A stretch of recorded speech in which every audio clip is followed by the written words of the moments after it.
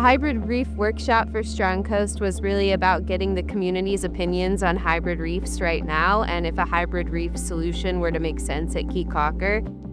And if there were, what the purpose of these hybrid reefs would be. Would it be more geared towards as a fishing aggregation device, as a tourism attraction, as a shoreline protection mechanism?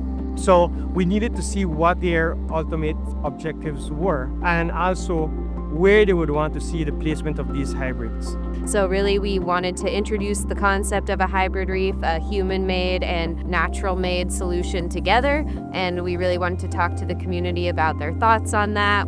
We had a good mixture of different stakeholders. We have fishermen, we had people from the tourism industry, we had people from the conservation industry, we also had someone from the real estate industry, which gave us a more holistic approach of how we should look at these hybrid structures and the potential that it may have. The hybrid reefs are really great in protecting the shorelines and the marine life. Also, it has a great way to help us to restore our ecosystem. I am impressed with the use of nature-based solutions, as well as using these different technologies to address some of the challenges that we're facing, especially along the coast in Placencia and in all of Belize. Today's workshop of hybrid reef was very informative. I learned a lot from the local guides, fishermen, and they have better perspective of where these structures can be put. As for me, I would say to put these types of artificial reef not close to the reef, but a place where they aren't going to be harmed. This is a place where the risks of storms are real. The communities are at really low elevation, and the flooding that they've seen in the past is not the flooding that they will see in the future based on the changes that we see in the reef already. To really know what's going on around the island, know where the vulnerable spots are, do require the voice of the people. So I am happy that this whole workshop was interactive. It included the community voices from the beginning, and I look forward to seeing the progress of the project.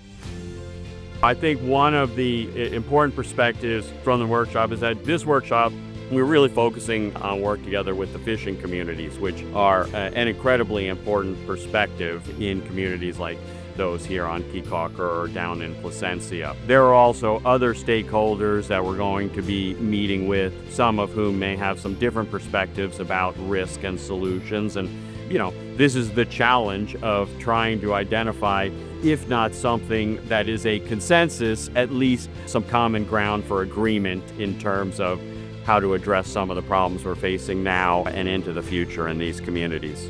While hybrid reefs may be new to some people, the idea isn't new to the area. As Miguel Alamia pointed out during the workshop, the Maya built fish trapping structures in nearby Bacalar Chico thousands of years ago, and he was also involved in building reef balls and other hybrid structures in San Pedro in the mid-90s. And it creates very distinct habitat that is saturated with many-sized mangrove snapper, French grunt, and then everything else is really uncommon.